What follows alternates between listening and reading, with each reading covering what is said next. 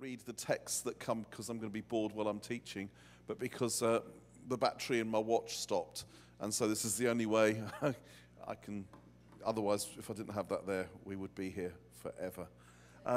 Just so that I know you a little bit, because we're going to be spending the week together. Just put your hands up again if you're from the UK. All right, let me have a look at you. All right. Yeah, most of you look pretty UK-ish. From Canada? All right. Those of you from Canada, what parts of Canada? Who's from Ontario? All right. Who's not from Ontario? All right. Where are you guys from? No. Canada, not Ontario. Yeah. Quebec. Great. Where else? Yeah. Manitoba. I can never say Manitoba like you say Manitoba, but there we go. Anyone else from outside of? All right, who are the Americans? Yeah, where are you from? Quebec as well. From the States? I saw a few. All right, great. And what other countries are represented? What other nations? Just put your hand up if you're in another nation. Another nation. All right. Where? I'd love to know where you're from. Sweden. Oh, great. Norway. What part of Norway? West Coast. Bergen? Bergen. I know Bergen very well. Very nice town. Very nice town. Yeah? The Netherlands. Fantastic. Yeah? South Korea. Oh, I've got to tell a story about you guys. Yeah? Japan. Norway again. What part of Norway? All right. All right. Germany. Lovely. Where else? What part of Australia? Canberra. We were there last year in Canberra. All right. Were you there? All right. Excellent. So, what part of South Africa? Cape Town and Joburg. All right. Great. Where else? Yes. Sorry? Iceland. Flip. No, great. Just yes. Where? Slovenia, of course. I met you before. Yes. Anyone else? Yes, at the back. Norway as well. What part of Norway? Bergen or somewhere else? I live in Bergen, but I'm from another place in town. Okay. All right. All right. And anyone else from anywhere foreign? Yes. Another Norwegian. Flipping heck. You can come together. Wait. What part of Norway are you from? Eastern. All right. Do you get Norwegians? Do you ever watch the Eurovision Song Contest? Because I love the bit where it says Norvège nil point. So that's not really funny. But there we are. That's I insulted the Norwegians there. All right. Great. Great. And how many of you have before you came here, you'd never been to the church here before? So this was your first time? Flipping heck. All right, great. Great. And how many of you are in a church that's linked to this church? That's amazing how you found your way here then. Great, okay. All right. Well, I'll just tell you, just for the overwhelming majority of you who've no idea where I'm from a town called Watford, which is just north of London. And I pastor a church there that 10 of us planted 18 years ago. And I'm still there. And also I'm involved in leading a series of festivals in the UK that happen in our summer, short though it is. And I spend half my year doing things like this, traveling in other countries. So last weekend I was in San Diego. And the weekend before, I think, or 2 weekends before, in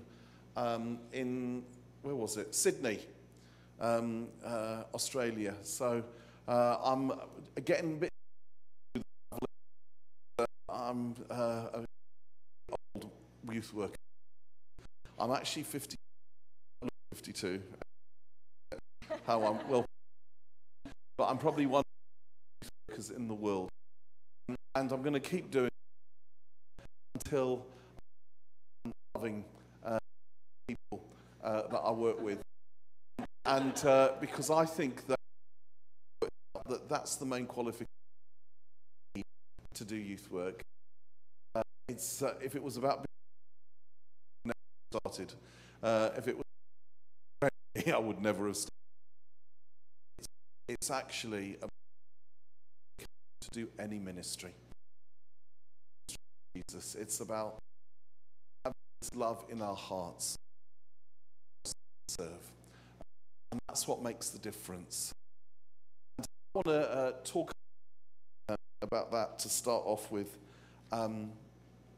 Today, I think we're going to have awful till 10. All left. So if I start now, or do we have to wait till I could sing a solo? I start. Lovely. Right. Going to work any other way. Actually, what I want to do is culture that we put ourselves in, and that culture to the mission of the Church of Jesus. But things have changed in the last 20 years, and we're finding over the so-called West that there is an area in particular that are hemorrhaging out of the church, that are hemorrhaging out of the church. And that's the 20-something. And in the statistic follows 7% of the church. Things, it's 3%. And this is the frightening statistic. Of that 3%, half live in London. That means that there are swathes of churches in my country that have no one in their 20s. And we've seen an exodus from church that is massive among this age group. Just in the UK, we say in the States, and actually everywhere I go, people are telling me the same thing. Christian leaders in the United States are only just waking up to the fact that there are hordes of young adults coming out of church. In fact, there are now in the States have holes layer. I was just a little in the Bay Area, San Jose in California, and I met with a whole load of pastors and youth pastors, and they were saying to me, it's becoming like New England. It's people are hemorrhaging from the church, and we're seeing that everywhere. And I want to look at why that is, and what the Lord has to say about the matter, and what the church has to say about the matter, and what we need to do in order to change. Because if mission is to be mission, it has to contextualize, it has to understand the culture. We have to, if we're to be true missionaries in this world, we have to grasp the language that the world is speaking in. We have to understand their culture. If we present and live the eternal gospel changes, encourages that culture in a way that speaks the language of that culture. And that's exactly Jesus wasn't just culturally relevant. He lived and he was a particular culture. You know, some people say, well, Jesus was beyond culture. No, he wasn't. He wasn't at all beyond culture. He was a product of his culture. And that was first century Jewish Palestinian culture. You see, he had the attitudes of his culture. He had the culture. He talked about, and he taught the language of his culture. He spoke about fish to fishermen. He spoke about sheep to shepherds. He spoke about sowing seed to farmers. He talked in the language that people could understand. He was the great communicator, and he lived. Now, his teaching is forever. What he said is for always. But we make a mistake if we think we can talk to the 21st century culture about sowing seed unless, of course, you live in Manitoba or Saskatchewan, you know, or about sheep, or about fishing, or whatever it is. You know, they're images that we have to translate so that we can communicate in a language that people can understand. And I believe that there are three things that have been happening in our culture that are dangerous.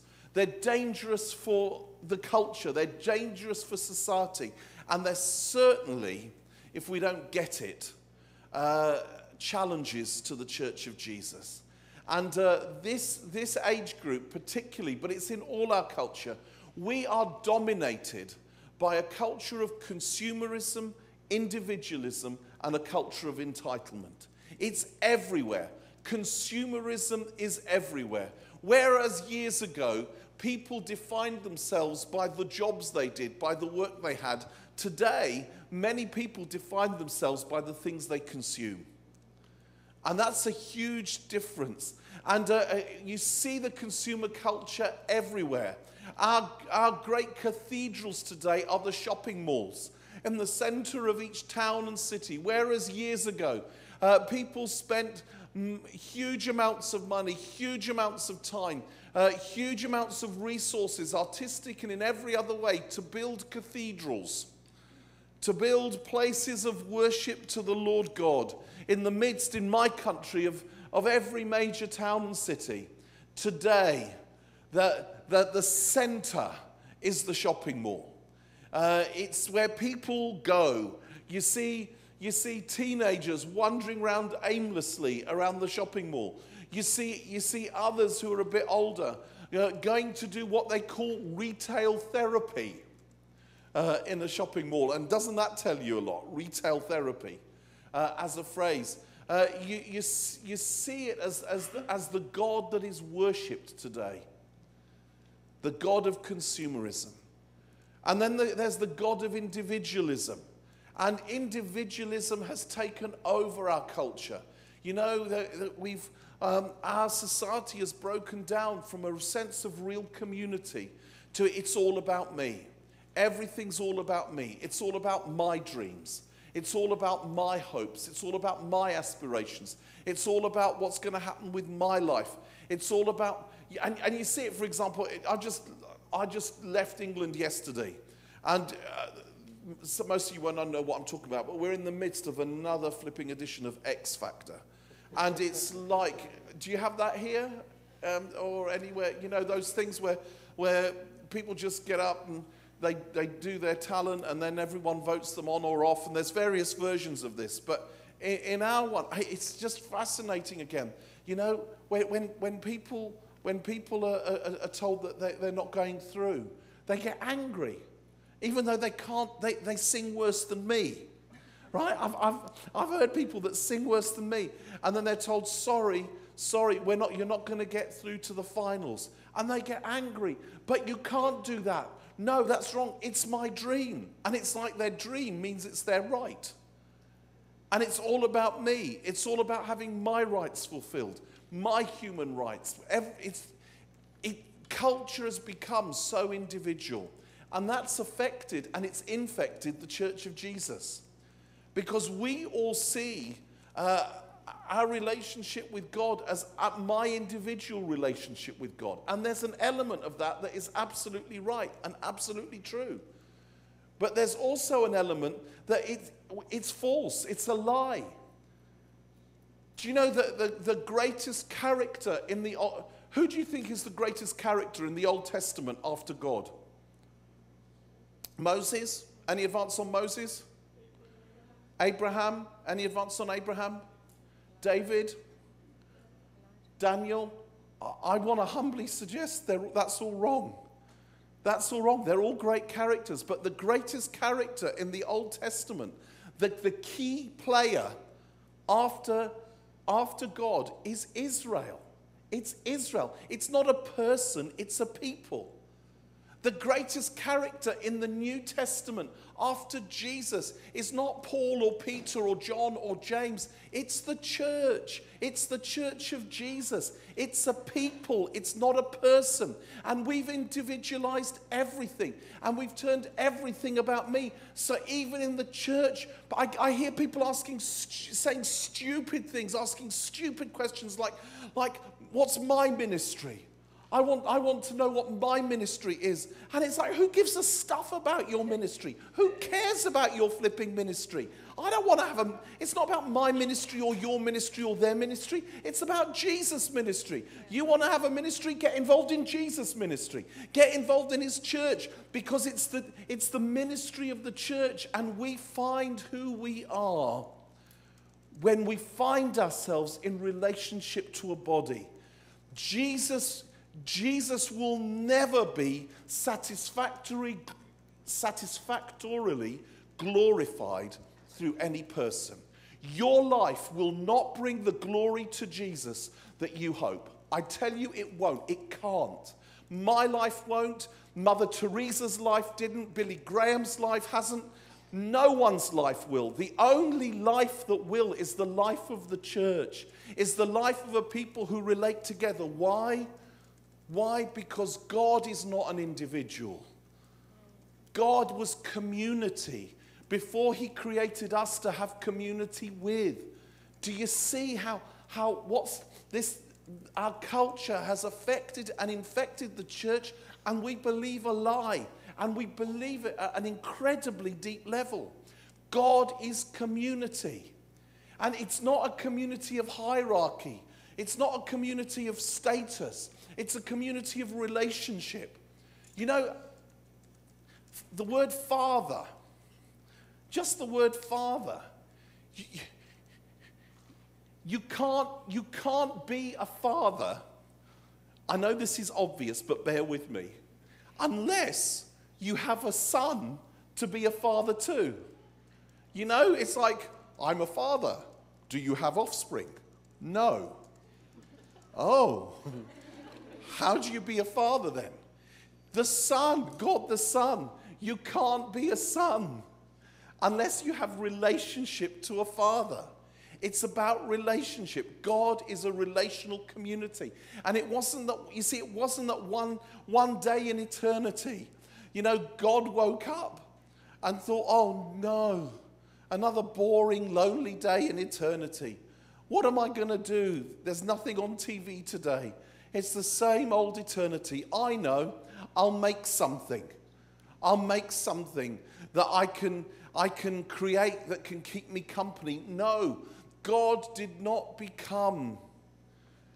He did not become a relational God when he had us to have relationship with. He was always a relational God, and God created us out of his relationship. It was out of his relationship in the Trinity.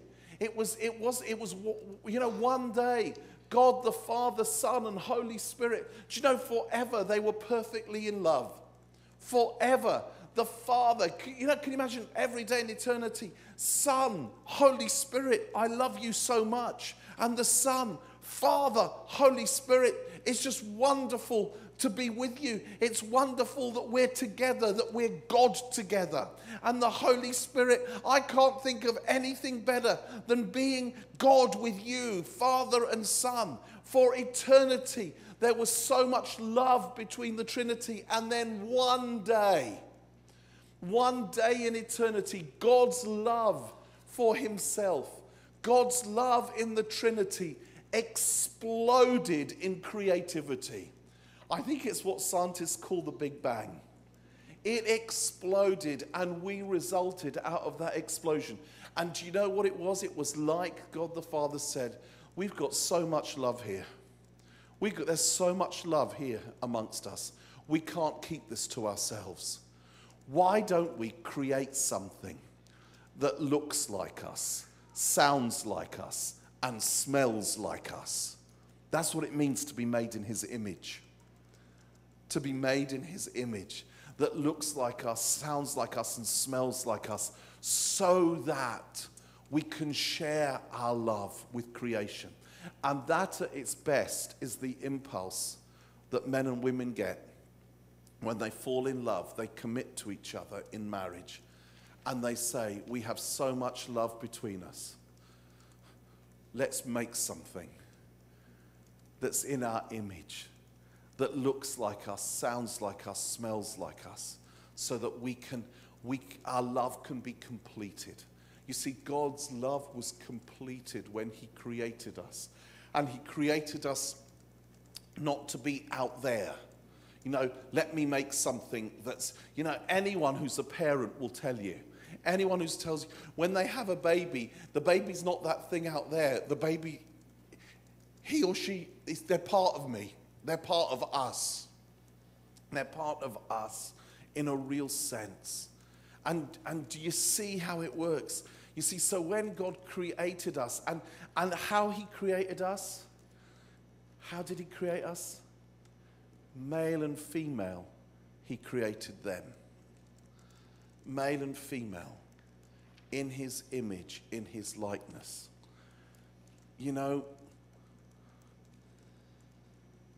Men, we on our own will never truly reflect his image. Girls, you on your own will never fully reflect who he is. God's reflected in who we are together. In who we are together. We are made in his image. And you see, that to understand that is to understand community. It's to understand why God's plan to save the world is not to raise up a great evangelist. It's not to raise up an anointed man of God. Oh, spare us any more of them. It's to raise up a church. It's the church. I will build my church and the gates of hell will not prevail against her. If God doesn't have a plan B, it's like, oh no, what if the church really messes it up? What am I going to do? What am I going to do? Oh, well, I'll have to find a person. No. It's never been like that. And so we need to understand, in a culture of individualism around us that's infected the church, we find our home in him together. In him together. That's why the greatest commandment is that we love the Lord our God with all our heart, soul, mind, and strength. And the second commandment is like it. That's very interesting. It's like the first one. It's the same as the first one. It's the same, put in other words, that we love our neighbor as ourselves. It all comes together. The one flows from the other. The second completes the first. And as John says, if you say you love God and hate your brother, you're a liar. And the truth isn't in you. You don't love God. The second completes the first. But then the third aspect of the culture of the society around us, that's the challenge, is the culture of entitlement. And again, it's what we see in the X Factor, but in everything else. I have my rights. I deserve this. We have, who is it that makes the hair products that says, you're worth it? Is it you're worth it? What's the strap line of the advert? Or maybe it's just in England. L'Oreal. Because you're worth it, isn't it?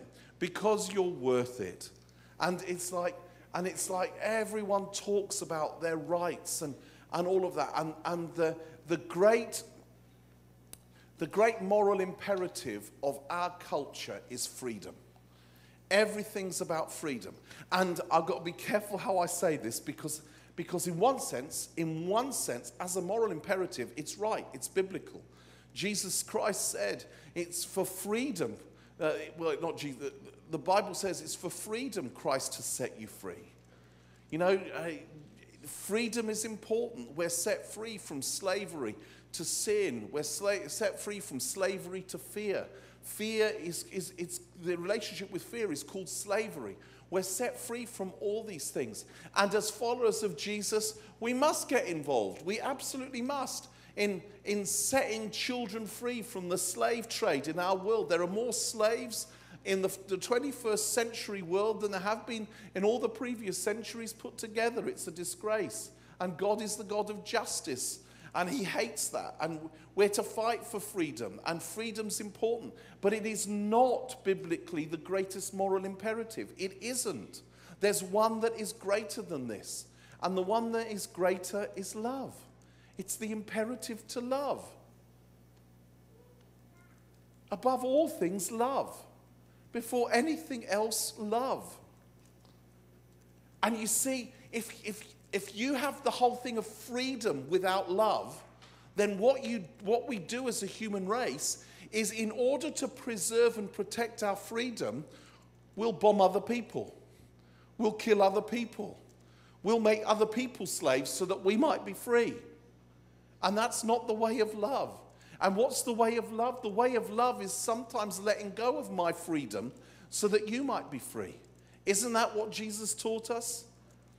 Philippians 2, your attitude should be like that of Jesus Christ, who, though he was in his very nature God, he didn't count equality with God something to be grasped, but emptied himself, taking the very nature of a slave. He emptied himself. And that's what he did when he took the towel. And he said, if I, your Lord and Master, wash your feet, so you should wash one another's feet. The entire opposite of a culture of entitlement. There was about 250 years ago in my country, 2 Moravian Christians, before Wilberforce abolished slavery, well, Parliament, because of Wilberforce's initiative, abolished slavery. There were 2 Moravian Christians in my country. They loved the Lord, and they had a passion to preach the gospel, to bring the gospel to others. And they saw all these slaves, and none of them had heard the gospel. No one told them the gospel, and they couldn't get near those slaves. They couldn't get near them in order to tell them about Jesus, because slaves weren't allowed to associate in any sort of social sense with free men. And so they were burdened by this, and they kept praying, how do we get near them? How do we befriend them so we can tell them about the good news of Jesus? And in the end, they realized there was only one thing they could do. So do you know what these 2 guys did? They sold themselves into slavery. They sold themselves into slavery. And they couldn't buy themselves back halfway through. It wasn't, oh, that'll be a nice adventure. I'll be a slave for a year, and then I can write a book. You know, it was for the rest of their lives. They sold themselves into slavery so that they might live and work with the slaves, so that they could tell them about Jesus. You see, there's a higher moral imperative, even than freedom. Freedom without love is destructive. It's still selfish. A couple of you, who's from Korea? Well, you probably know this story. I just found out this story last week in San Diego. I had lunch with a Korean pastor who is very involved with lots of other churches in South Korea and in the States. And he was telling me how the gospel came to Korea. And I hope he's told me the truth. But I believe him. And in fact, I told this to others, and they said it was true. But about, I don't know, a couple of 100 years ago, something like that, Korea was closed to the gospel. And there was a Welsh guy, a Welsh missionary. He'd been to a Bible college in Wales. And God gave him a heart for Korea. And so he couldn't get in, so he went to China. And he went to China and he studied Korean. And he translated the New Testament, I think it was the New Testament, into Korean. And then he slipped into Korea and he started preaching the gospel. Well, he was arrested and he was sentenced to death. And basically they guillotined him, they cut his head off.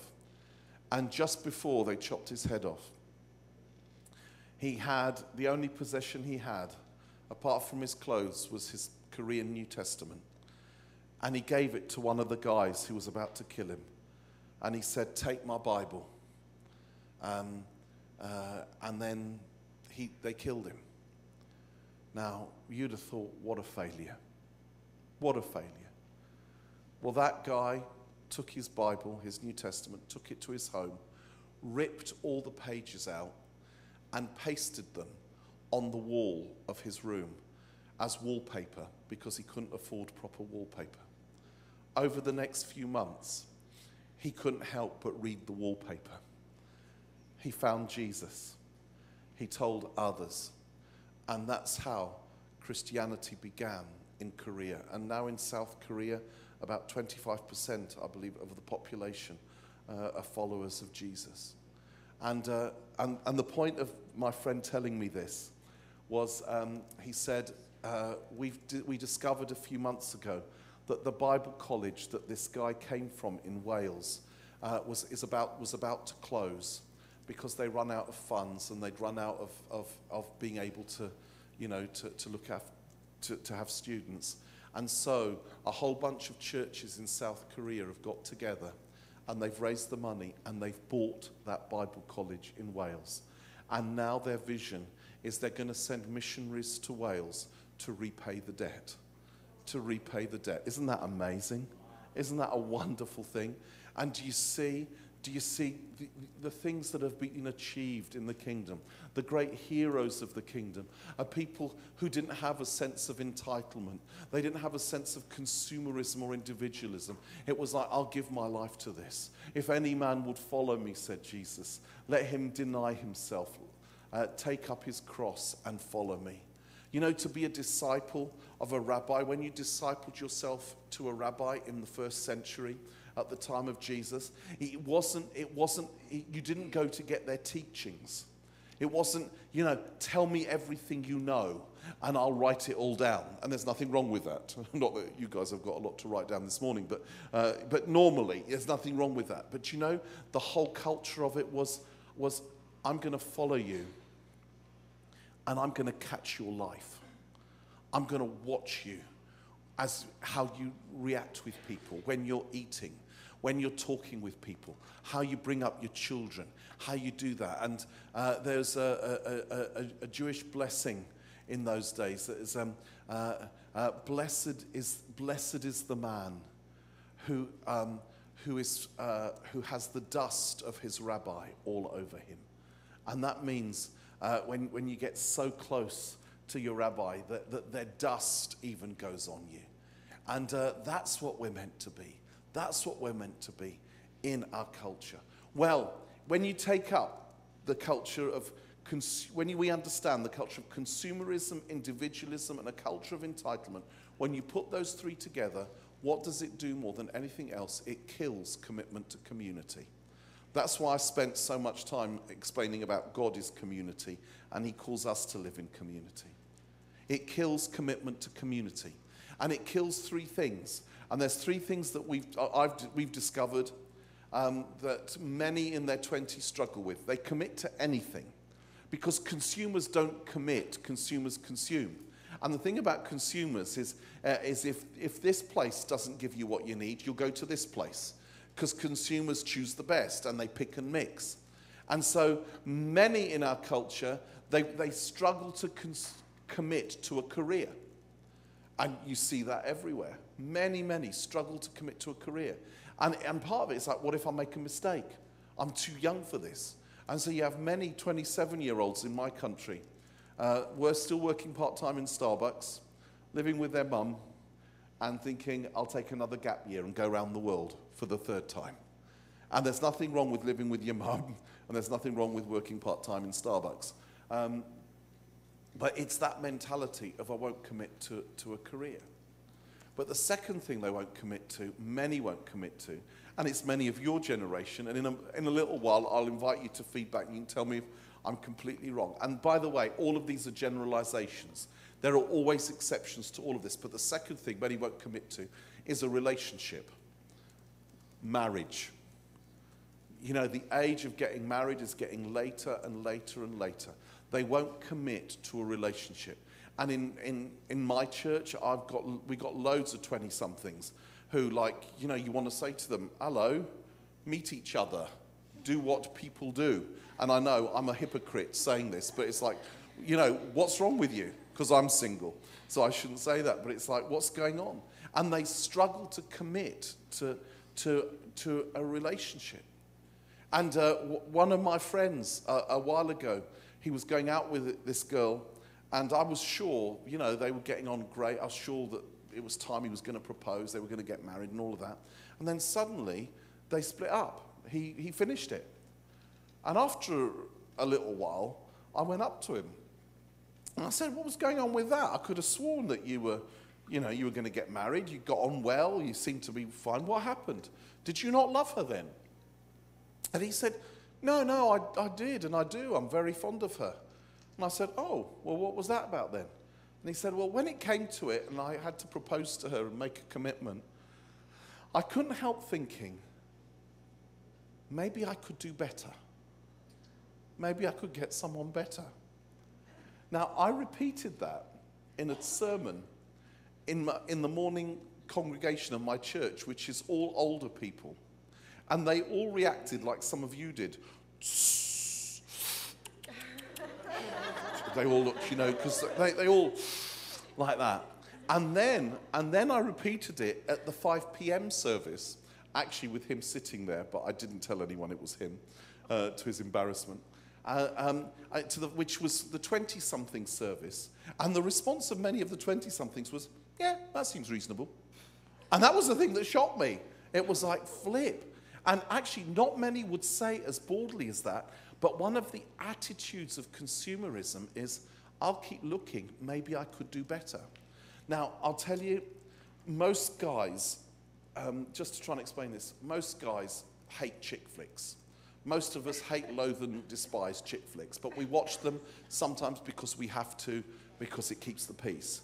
But there is one chick flick that most guys secretly love, but they will never admit it, so I will admit it on their behalf.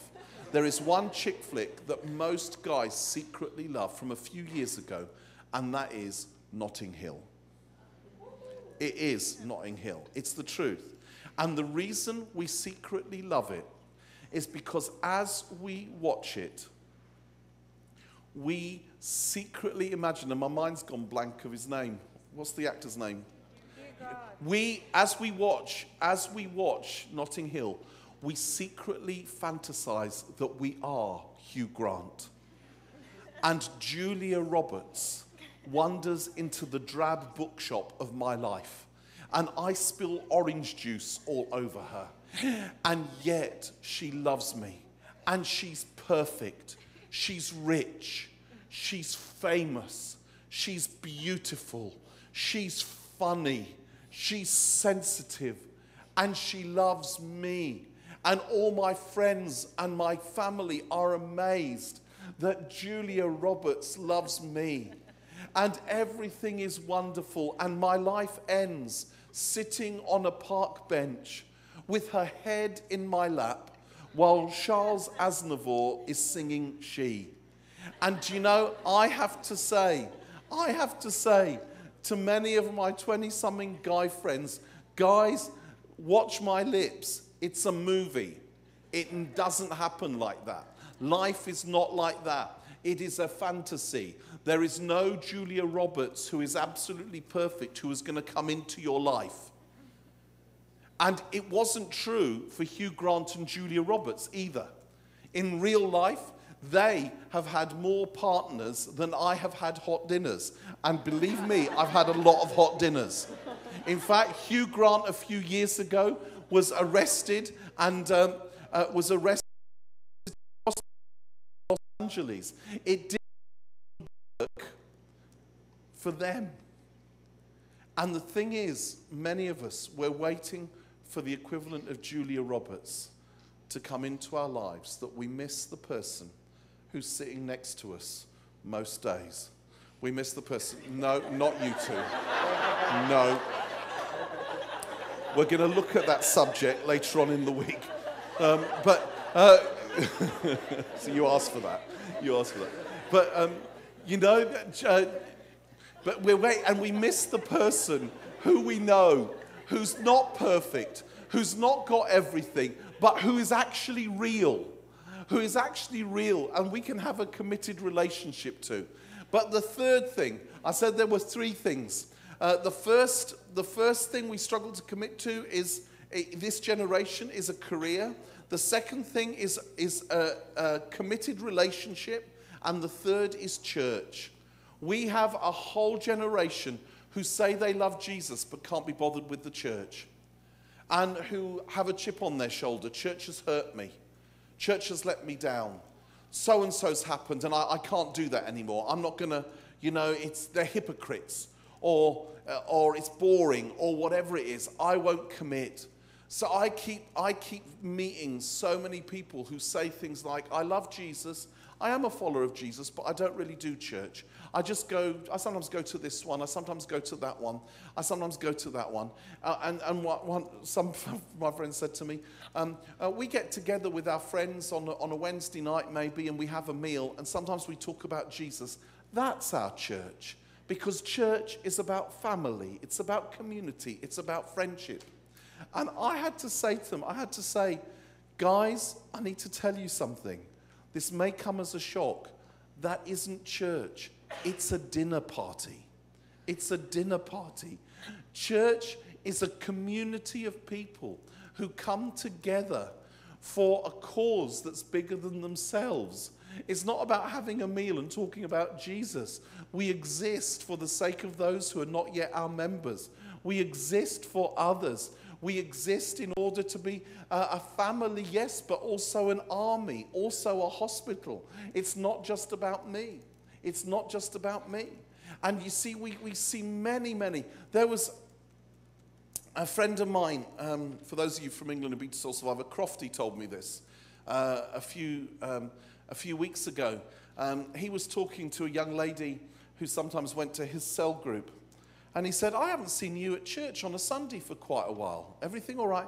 She said, yeah, I don't really do church. I'm not very into church. She said, what I do on a Sunday is I go to my bedroom and I put on a CD of one of my favorite worship bands. And I worship to that CD. And then I listen to a podcast of one of my favorite preachers from around the world. And that's my church. When I heard that, I wanted to find her, seek her out, and destroy her.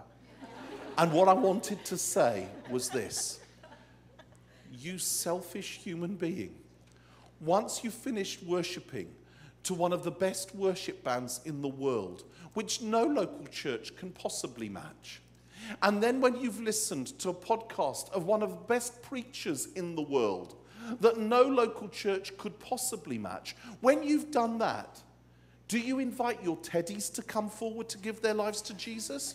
Do you pray for your dolls that they would be healed? What do you do? Guys, that is not church. That is consumer Christianity gone mad. To call that church, it's like going shopping on my own. It's like going shopping on my own. We belong together. We belong together. And so we have to find ways. We have to find ways, new ways, fresh ways of living so differently, of living so in love with Jesus and so in love with one another and so committed to serving the society around us, that a society that thinks that all there is to life is what I can buy, what I can do for myself, and my rights, sees in our life together something that is still attractive and will attract them despite themselves. Oh my goodness, they really love each other. They love something bigger than themselves, and they're living for something bigger than themselves. And they seem to be committed to that, and they seem to be committed to each other, and they seem to treat people well who can give nothing back to them. Now that's the test of being human. To treat someone well when they can give nothing back to you. Oh wow. There's something that speaks to me about that. Because despite all the superficial things in our society, in fact because of them, actually there's something in the human spirit that is longing for heroism, that's longing for sacrifice, that's longing. Because the stories that we still tell are not the stories that we still admire are the Nelson Mandelas, who spent, 23 years in prison and stayed true. And then when he came out, he forgave. He forgave. And he led a whole nation into forgiveness. We love those stories. People outside the church love those stories. And I just want over the next days, as we look at all sorts of different things, for you just to bear this in mind, that actually, and be asking the question, and I love us to chat about this as we go on. Right, how do we live life so that we speak prophetically to a generation who frankly, what a thing to live for. That's not living, that's existing. That's existing. To have nothing to live for and nothing to die for. Well, we've got someone to live for, and we've got someone to die for. We've got a gospel that works. And it's in that context, I just want to open the scripture to Nehemiah. And I just want to look, if I may, and I'll try and do this quickly so that we can have coffee before you all flake out. At Lessons in Leadership from the book of Nehemiah. Now, Nehemiah lived at the time of the exile in Babylon. He was cupbearer to a guy called King Artaxerxes in the citadel of Susa, which was the Winter Palace in Babylon, which is modern-day Iraq. And there was a remnant that had been left in Israel. All the elite had been taken into exile, all the doctors and the lawyers and everything else. And people like me would have been left back in Israel. And there were a few others, the remnant that had managed to get back. But Hanani, his brother, comes to Nehemiah from Jerusalem, and he tells Nehemiah about the terrible state of Jerusalem. He says in fact, I'll read it. Nehemiah chapter 1, beginning at verse 3. They said to me, those who survived the exile and are back in the province are in great trouble and disgrace. The wall of Jerusalem is broken down, and its gates have been burned with fire. And the wall of Jerusalem, you can still see it if you go to Jerusalem in places. There was the protective wall, and the gates, the various gates of Jerusalem that are still there, that protected Jerusalem from its enemies. The walls have been broken down, and its gates have been burned with fire, and all the other tribes kept coming in regularly and ransacking the old city of Jerusalem. How does Nehemiah respond? When I heard these things, I formed a fundraising committee, and I began a marketing drive. It's not what it says, is it? What it says is this. When I heard these things, I sat down and wept. For some days, I mourned and fasted and prayed. When I heard these things, I sat down and wept. I suppose what I want to say to you is true ministry, kingdom ministry, ministry for Jesus, actually doesn't start with weeping. It starts with revelation of him. It starts with a wow. It starts with seeing him. But ministry that begins with him, once we see him, he shares with us his heart for his world or for an aspect. And in that sense, it begins with weeping. Jesus said, they that sow in tears will reap in joy. We all want the reaping in joy bit, don't we? We all love the reaping in joy. Oh, more reaping in joy, ha ha ha. Well, the necessary precondition, according to Jesus, for reaping in joy is sowing in tears. It's those who sow in tears will reap in joy. If you don't sow in tears, you ain't going to reap in joy. And for Nehemiah, it began with God breaking his heart. He had God's heart. He felt God's pain. For some days, I mourned and fasted and prayed. And then when he'd done that for some days, then he prayed this prayer to God. And he said, Lord, Give me favor with the king that I may go. But before he says that, he says something very interesting. He says this in, let's start, verse 6. Let your ear be attentive and your eyes open to hear the prayer your servant is praying before you day and night for your servants, the people of Israel. And then he says this, I confess the sins we Israelites, including myself and my father's house, have committed against you. We have acted very wickedly towards you. We have not obeyed the commands, decrees, and laws you gave your servant Moses. Now, what's amazing about that prayer is this, is everything we know about Nehemiah suggests he's a righteous guy, suggests he's a good guy.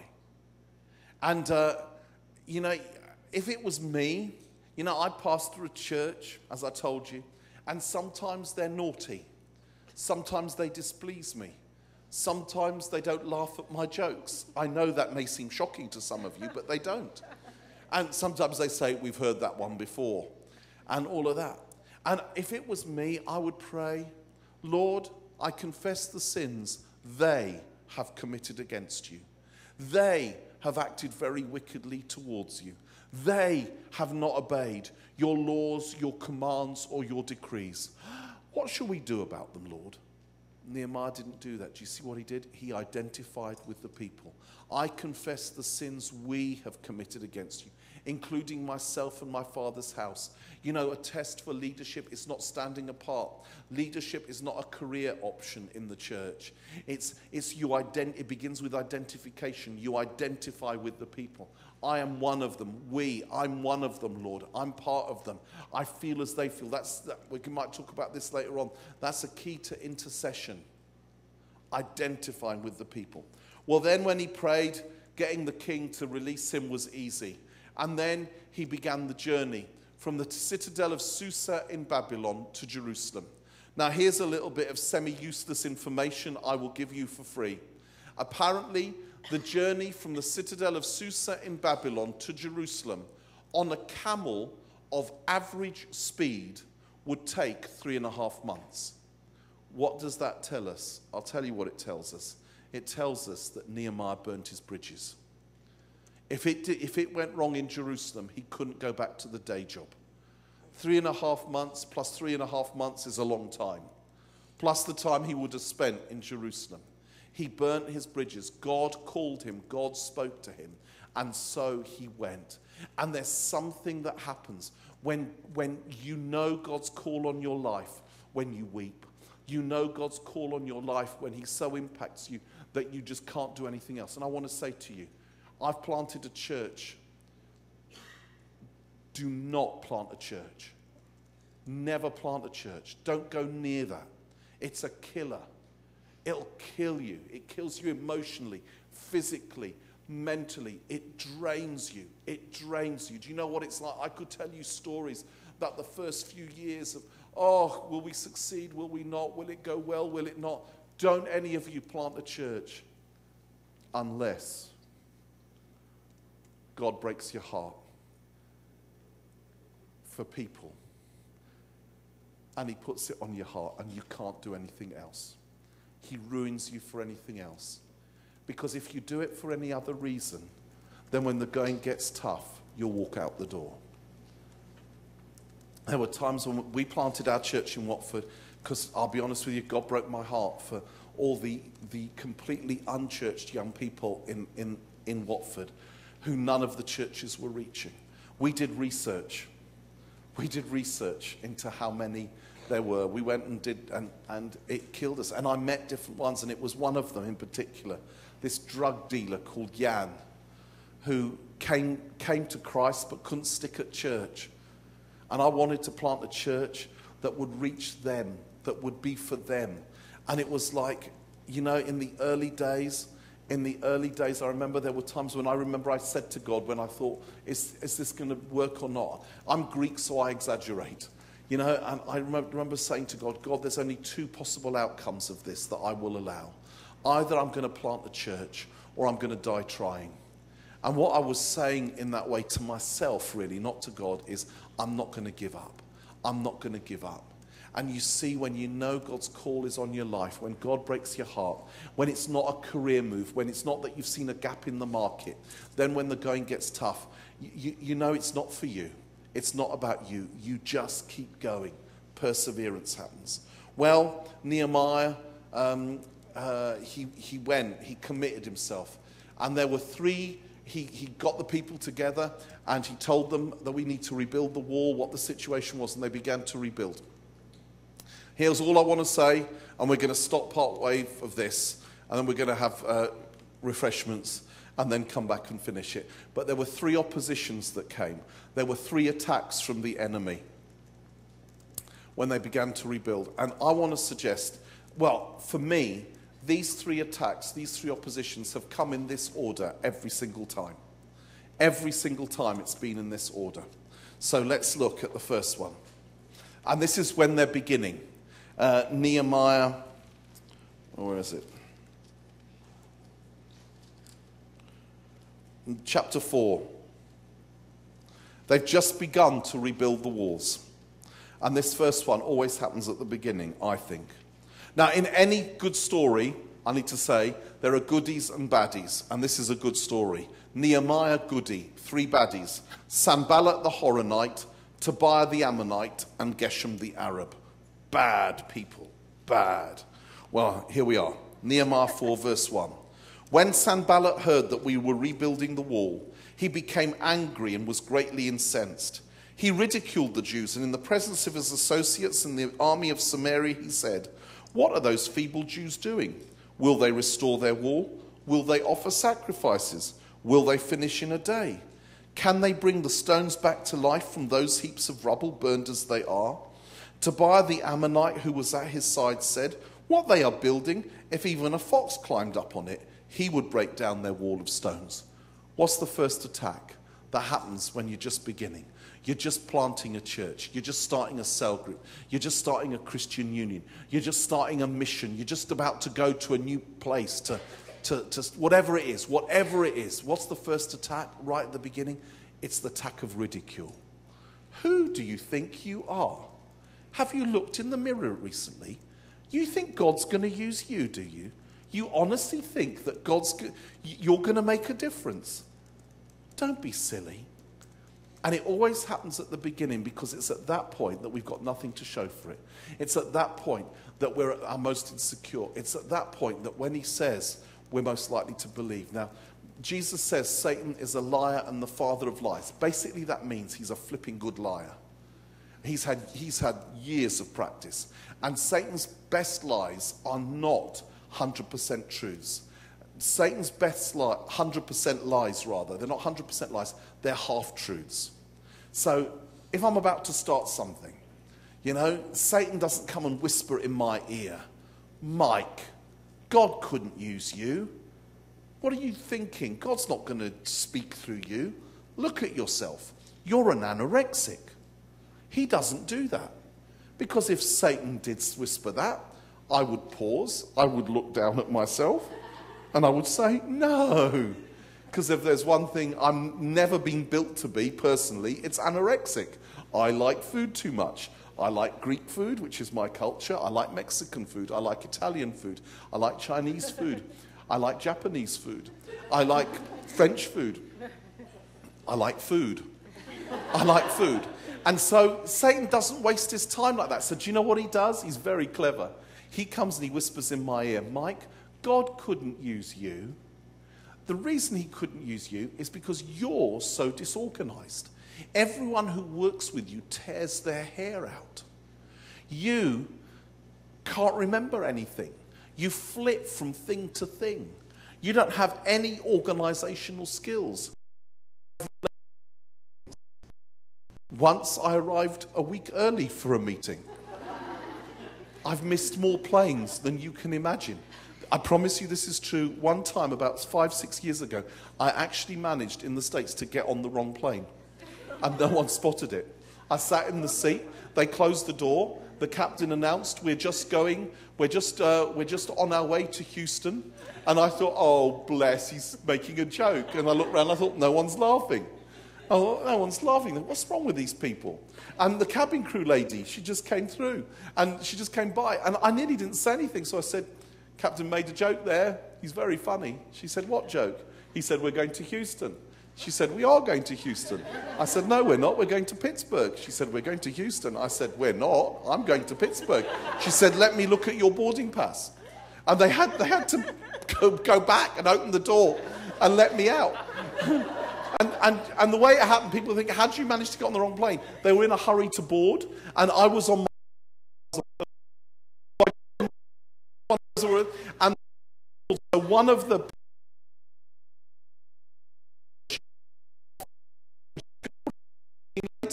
And she did...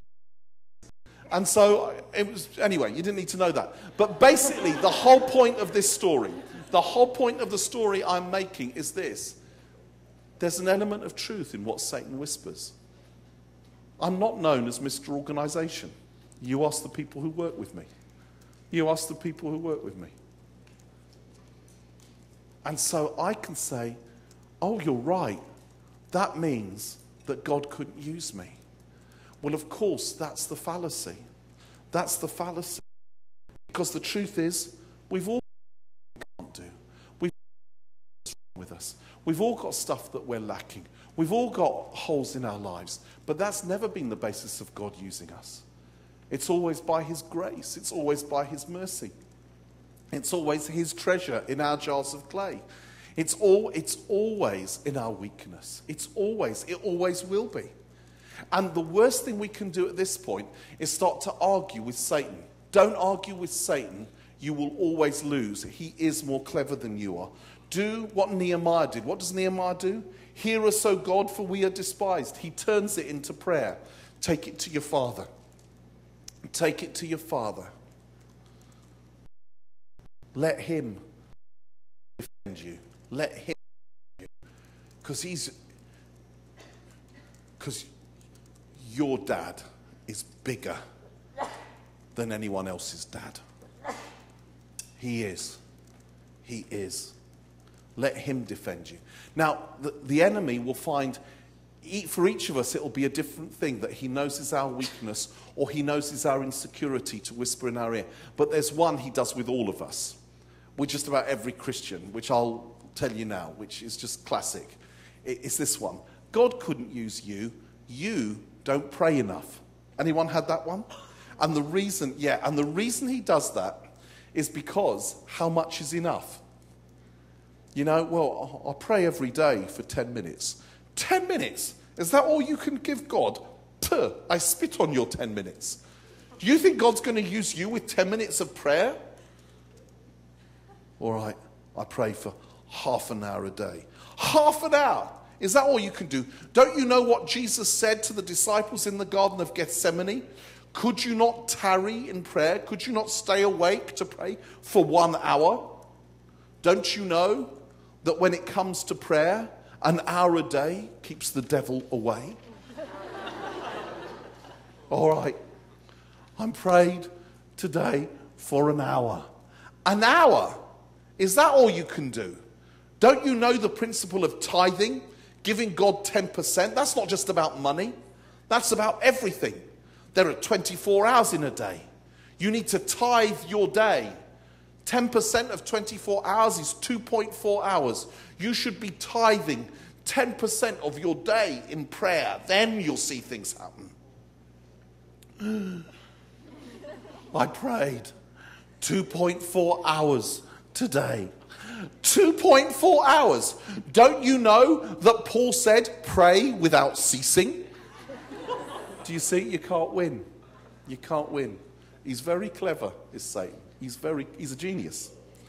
A nasty, evil genius who's going to get his comeuppance pretty soon. But he is pretty clever. Bit like Hitler. Then, if you get through the first one, the second attack, the second temptation, it comes also in verse, it comes when you're in through whatever we rebuilt the wall till all of it reached half its height, for the people worked with all their heart. The wall is half its height. You're in the middle of the ministry. It's all happening. You're starting to see fruit.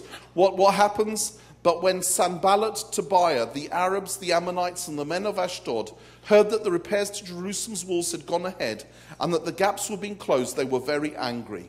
They all plotted together to come and fight against Jerusalem and stir up trouble against it. And then verse 13. Also our enemies said, before they know it or see us, we will be right there among them and will kill them and put an end to the work. What's the second attack that comes when you're in the middle of serving God, when it's all happening? It is the full frontal assault. God is starting to use you. You're starting to see the fruit of what God called you to. And Satan sends everything. He fires all his weapons. Illness, sometimes death, money issues. Sometimes the worst one is people who are close to you start attacking you. Other people start questioning your motives. Everything seems to be going wrong. And the temptation at that point is to say, I must be outside God's will. If I was in God's will, it couldn't be this difficult. It couldn't be this difficult. Well, guys, that is the sure indication that you are in God's will. If you were outside God's will, Satan wouldn't bother. The number of times, I tell you from my own experience, I've been in the middle of trying to serve the Lord, and I've had 2-3 years ago, we nearly went bankrupt. It was like, humanly, it was like scary. What is going on? What is going on? The finances have dried up. Maybe we can't continue. We could have stopped. Well, the enemy started whispering in my ear, maybe it's the end. Maybe you're not meant to do Soul Survivor anymore. Maybe it's time to finish. And I started thinking, maybe it is. I'm getting too old. Maybe we stop. Well, do you know, we didn't stop. And this summer, we had more people than ever. We had over 30,000 young people came. And we saw about 1,800 make first-time commitments to Jesus. And healings like we've never seen before. And the reason I tell you that is we could have stopped when the full frontal assault came. There have been other times when I've been in the middle of stuff. And a little while ago, another leader who I hardly knew started gossiping about me to other leaders. A pastor of another church somewhere, and started saying things, and it all got back to me, and it was so hurtful. And it was like, this is scary. This is really scary. And it was like, it would have been so easy in one sense just to have given up. But you don't give up. Why? Because God's broken your heart. When I heard these things, I sat down and wept. For some days, I mourned and fasted and prayed. And it's like, it's not mine to give up. So you keep going, you keep going. A Norwegian proverb that I love says, Norwegian proverb, here you go, culturally relevant to those of you from there, says, a hero is someone who holds on for 1 minute longer. And sometimes that's what it is. You hold on for 1 minute longer, and then another minute, and then another minute, and then another minute. What did Nehemiah do? Verse 9, but we prayed to our God and posted a guard day and night to meet this threat. He did both. He prayed and he obeyed. He prayed and he did something. Then if you get through the second one, and we're going to finish with this, and then it's coffee break, and then we'll just chat after that. So be at peace. We're nearly there. You've done very well. And I'll never be as long as I have been all the other mornings. I just realized what I've done to you. I'm so sorry. But here's the third and last one. If you get through the first two, here's the third and final attack. If I can find it.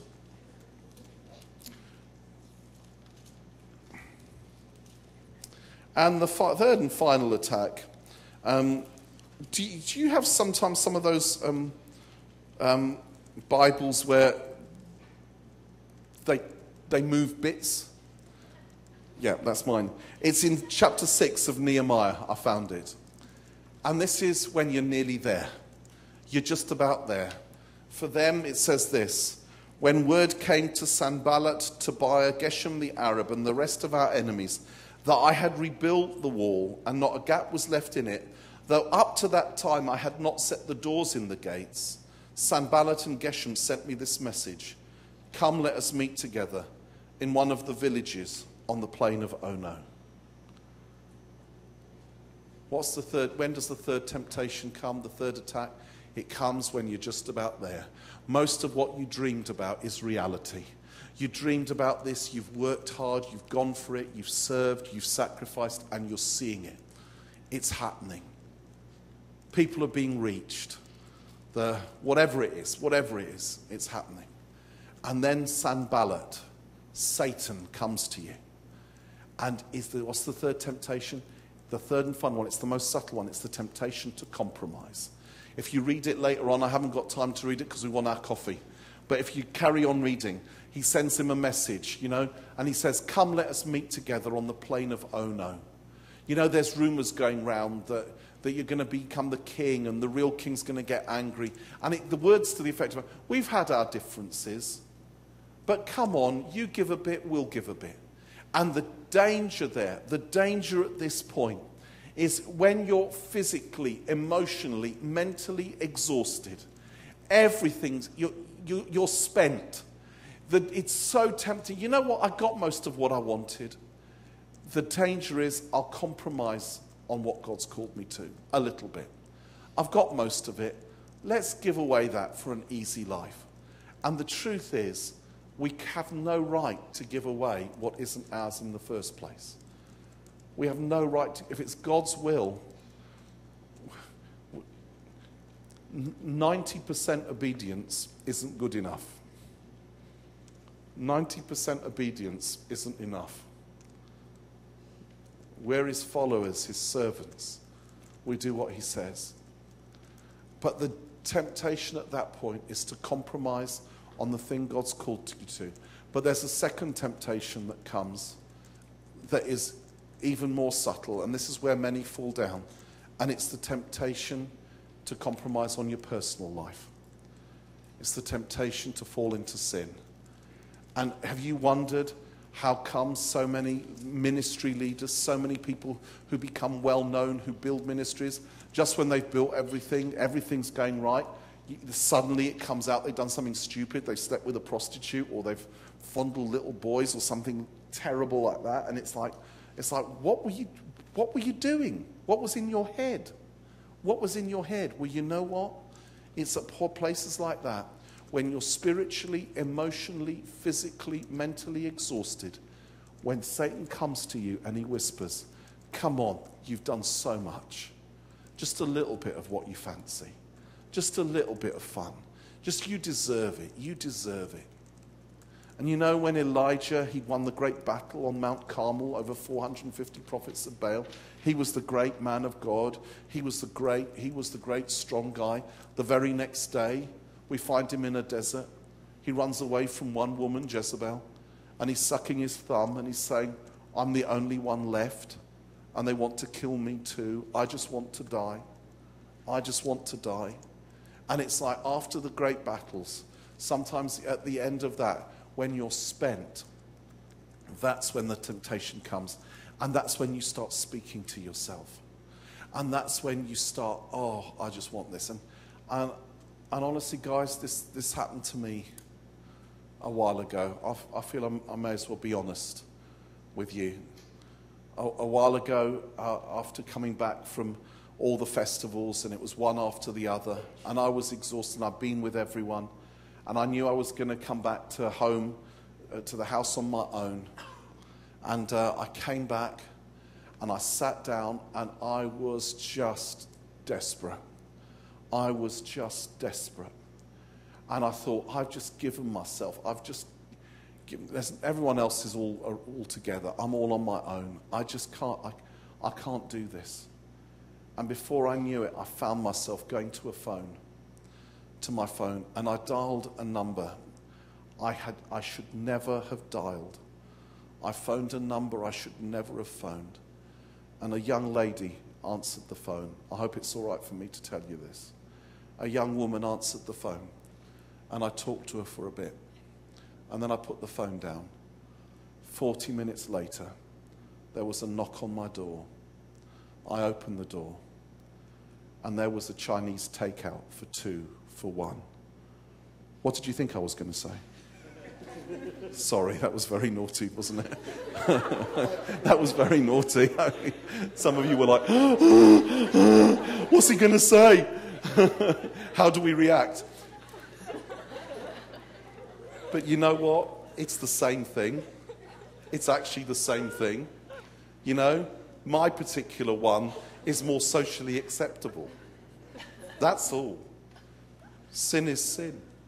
And you know what? It could easily have been another phone call. Do you see how easy it is? And all the things were, you deserve it. You deserve it. You deserve to stuff your face. You deserve to, you've worked so hard. You just, come on. And you know, that's the danger. And if we're not ready for it, that's when everything can go wrong. If we don't understand I finish with this, what's the way to not get into that place? The way to not get into that place is to allow God to do to us what he did to Elijah.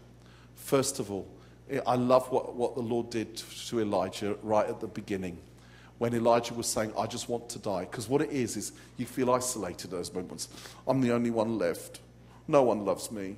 They're all together. They're all having a good time. And it's just me. And I'm a prophet. I've been serving you. Pity party, pity party, pity party, all on my own. I just want to die. What does the Lord do? He doesn't say to Elijah, no, Elijah, you need to read your Bible more. You need to pray more. You need to do spiritual warfare. You need to know the truth. You need to blah, blah, blah. He doesn't, because sometimes we can be more spiritual than God. Do you know that? God knows how we're made. Do you know what the Lord does? He says to Elijah, Elijah, lie down, have a little sleep. And as Elijah's asleep, the Lord sends a couple of angels from the catering corps. And they come, and Elijah wakes up, and there's cake and water. And the Lord says, Elijah, get up, have a drink, have something to eat. Now you have some more sleep. And then, Elijah, you get up, here's some more cake, here's some more water. You know, sometimes, guys, the most spiritual thing we can do is rest. It's the Sabbath principle. God knew it when he made us. Sometimes the most spiritual thing we can do is rest. Sometimes at the end of the festivals, I know that I just need to go and sit in my garden and watch my plants, not do anything. You know, sometimes we just have to do that. And then when Elijah was ready, what was the next thing God did? Then God, when Elijah was ready for the next step, he took him up a mountain and he put him in the cleft of a rock. And then came an earthquake, a wind, and a fire. And God was not in the earthquake, wind, and fire. But then came a gentle whisper, a still small voice. And when Elijah heard that, he put on his cloak and he went back the way he came. He went back the way he came. He went back into the battle. And you know, we're never going to survive if all we have to exist on is the earthquake, wind, and fire. And one of my prayers for you, and I'm sure your leaders' prayers for you over these 4 months, is that in this time you really learn to hear the gentle whisper every day, because that's what will sustain you. The earthquake, wind, and fire on its own never can. It's the gentle whisper of a friend. It's the gentle whisper of your Father. It's the gentle whisper of your Saviour. It's intimacy. Intimacy with him is what saves you. And then the very, very last thing, there's one other thing that saves us. And that goes back to what I said at the beginning. And that is this. We need each other. We really need each other. Last story, and then we break. There was a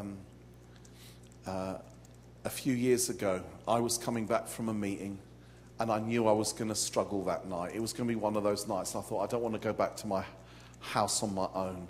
And I thought, but it's 11 p.m., it's very late. And I thought, I came off the motorway, the freeway, and I thought, if I turn right, I'll go to my home. But if I turn left, there's a couple called Dennis and Miriam, who have been friends of mine for years. They're an older couple. They've been in my church from virtually the beginning. And I thought, if I go there, I could pop in and see them. And I thought, don't be silly, it's 11 p.m. and they're old. And they'll be in bed. And you can't knock on their door. So I thought, well, I'll just drive by, and if the lights are on downstairs, then I'll take it as a sign, and I'll give a knock on the door. I drove by, the lights were on downstairs. I drove up their drive, I knocked on the door. Miriam answered the door. She said, hello, Mike, nice to see you. Come in. I'm just making a cup of cocoa for Dennis. Would you like some? I thought something stronger would have been better, Christians, but I took the cocoa. And then Dennis said, Mike, come in, come in. I sat down, and Dennis started saying, you know, about his day and talking, and we chatted, and Miriam came in with the cocos. The three of us drank our cocoa. We chatted for about an hour.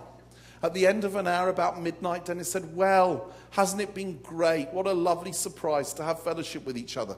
Let's just pray before we go. And we stood up, and they put their arms around me, and Dennis said, Lord, thank you for our friendship, and thank you for Mike. Just bless him and bless us all as we go our separate ways now. We go to bed now. Give us good night's sleep. Amen. Then they waved goodbye to me. I got in the car and I drove off.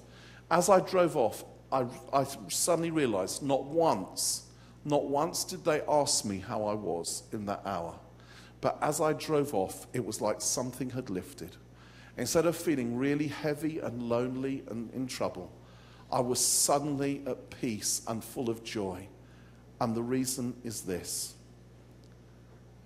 A few months earlier, I'd mentioned in a talk that sometimes I struggled going back late at night to my house on my own after meetings. Dennis and Miriam came up to me at the end of that talk. They sat me down and they said, you are never to do that again. If ever you're feeling like that, we don't care if it's at 3 o'clock in the morning, you come and knock on our door. We don't care if it's at 3 o'clock in the morning, you must always knock on our door. We love you, we're your friends. Always come round. You see, they've never asked me how I was because they knew why I turned up at 11 o'clock that night. And they were for me just what I needed them to be. They were just my friends. They were just my friends. They just loved me for me, and we just talked like friends. And then we went to bed. We need each other as we need the Lord. Because God said, it's not good for man to be alone. It's not good. It's not good. Individualism isn't good. We belong together as we belong to him. Right. We've landed. Break now. I promise for the rest of the week it'll never be as long as this. All right, well done for listening. We come back in about